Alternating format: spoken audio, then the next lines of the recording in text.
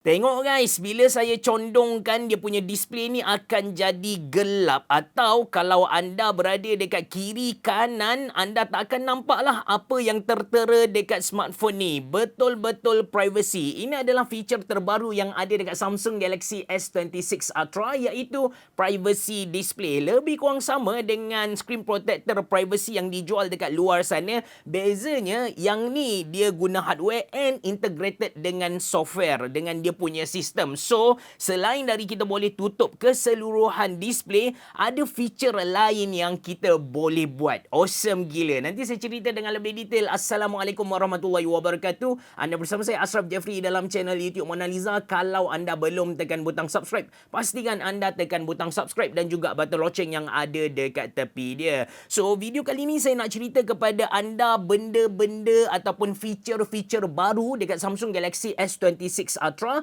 Saya tak akan review, so saya tak akan cerita dia punya performance, kualiti gambar dia macam mana. Okay, first kali kita tengok dari segi dia punya physical. Antara benda yang Samsung downgrade sikit adalah dia punya material. Kalau dulu dia pakai titanium, tapi sekarang dia hanya pakai aluminium. Disebabkan saya memang pakai case phone, saya tak kisah sangatlah dari segi kita kata perbezaan kualiti. Mungkin dari segi dia punya durability lah. Jadi dari segi design memang ada sedikit perubahan compare dengan S25 Ultra. Anda boleh tengok di belah kanan saya adalah S25 Ultra, di belah kiri S26 Ultra. Actually design S26 Ultra ni dia guna pakai design Samsung Galaxy Z Fold 7. Anda boleh nampak yang dia punya kamera, dia ada satu kamera island. Kalau Samsung Galaxy S25 Ultra dia memang sebiji kamera. Jadi untuk design kita boleh simpulkan memang ada perbezaan antara S25 Ultra dengan S26 Ultra. Lagi S26 Ultra ni dibuat sedikit nipis.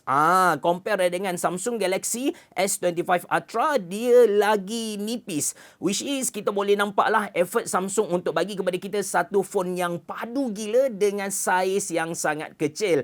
Cuma dia punya pullback lah ataupun drawback dia, bila dia, sebab dia punya kamera sama, dia tak boleh nak kecilkan kamera. Bila kita letak macam ni, goyangan dia tu tak boleh bawa bincang. Ini pula Samsung Galaxy S25 Ultra, dia still bergoyang tapi tak adalah seteruk S26 Ultra. Nampak beza dia? And antara benda yang buat saya sedikit frustrated dengan Samsung Galaxy S26 Ultra ni, dia tak masukkan magnet dekat bahagian belakang seperti mana iPhone punya MagSafe ataupun Google Pixel kan. Saya memang guna power bank bermagnet, jadi feature ni memang saya dambakan lah. Tapi sekali lagi, saya tak pasti kenapa Samsung tak boleh nak masukkan magnet di bahagian belakang dia punya phone. Alright, sekarang kita bincang tentang dia punya display. Macam saya cerita kepada anda di awal video tadi, ini adalah phone pertama yang ada privacy display. So, privacy display ni bila kita tengok dari tepi, bila orang kanan ataupun kiri kita nak tengok, dia takkan nampak lah. Privacy display ni kita boleh turn on dan juga turn off dengan sangat mudah. And yang best lagi tentang privacy display ni, kita boleh pilih kita nak privatekan keseluruhan display kita ataupun untuk sesetengah apps. Contoh, bila kita layan YouTube, kita turn off privacy display. Dan bila kita nak message kawan kita ikut WhatsApp, kita boleh turn on dia punya privacy display. Benda ni berlaku secara automatik bila mana kita dah buat setup dia lah, kita dah tukar setting dia. Bila saya perasan, bila kita turn on privacy display dekat bahagian so privacy display kita boleh access di bahagian bawah ni. Okey, jap. Alright, so privacy display bila kita turn on dia akan malap sedikit. Dia akan malap sedikit. Bila kita off, dia akan terang sedikit lah. Dari segi kualiti display tu tak ada beza sangat. Cuma dari segi dimming tu, dari segi malap, cerah tu memang ada sedikit perbezaan lah. Ini pun anda boleh nampak dah. Bila saya turn off, dia akan terang sikit. Bila saya turn on, anda boleh nampak. Dia punya perbezaan tu saya boleh kata sekitar 20%. Memang obvious. Cuma macam saya bagi tahu, dia tak ganggu kualiti warna, so bagi saya turn on okey lagi lah. Kalau anda nak buat privacy, anda nakkan satu privacy.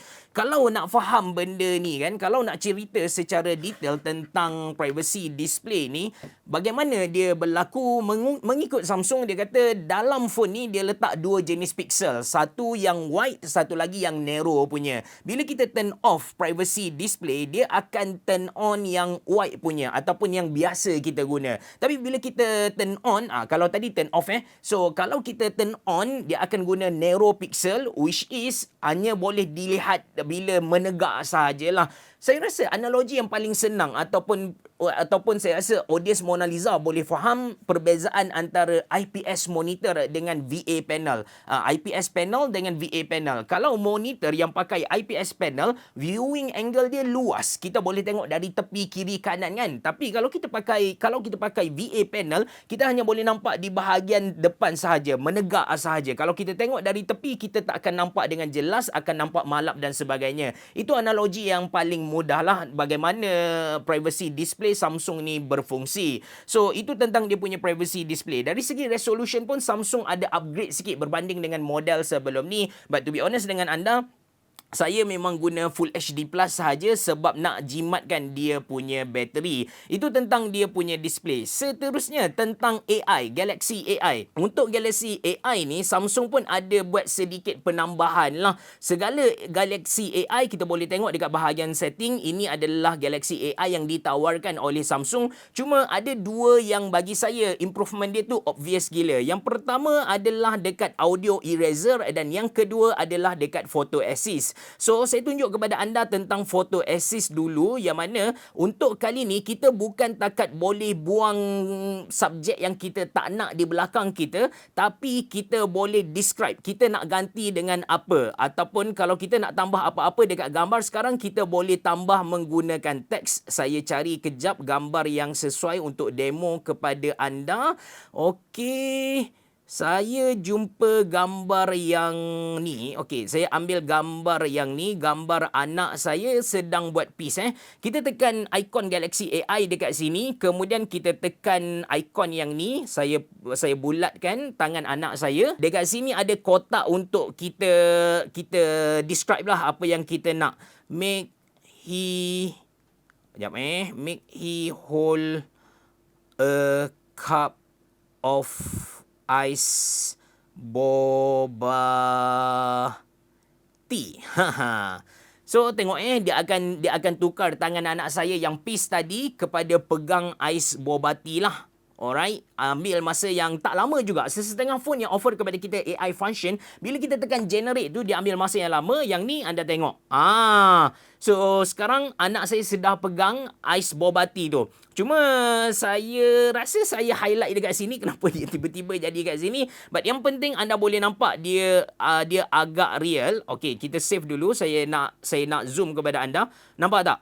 Dengan jari-jari anak saya, awesome gila guys. Seriously, awesome gila. Kalau sebelum ni kita hanya boleh buang gambar orang yang photo boom dekat belakang kita, tapi sekarang kita boleh highlight dan tukar dia kepada Arnab ke, kepada Jigglypuff ke, atau kalau sebelum ni kita lukis something dan dia akan teka nak jadi apa, but sekarang kita boleh terus describe apa yang kita nak dari editing tu sendiri. Okay, ini improvement untuk photo assist Galaxy AI. Seterusnya untuk dia punya audio eraser. Kalau sebelum ni kita ada record perbualan dua orang ataupun kita record video kita boleh asingkan suara kita dengan bunyi latar belakang, bunyi noise, ataupun kalau dua orang bercakap dia boleh bagi audio A, audio B. But sekarang mereka improve dari segi media tu sendiri. Contoh, kalau kita ada buat satu recording screen recording.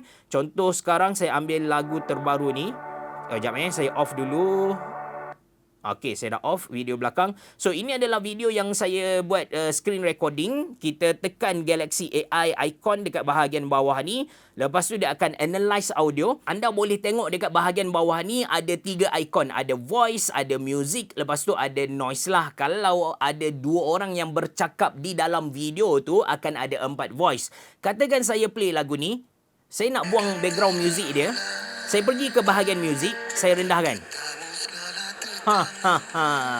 Sekarang kita dapat dengar suara penyanyi itu sahaja, tak ada muzik lah. Memang nice gila. Untuk Galaxy AI, saya lupa nak bagi tahu kepada anda, sebenarnya Samsung ada perkenalkan satu function baru yang dipanggil sebagai Now Nudge.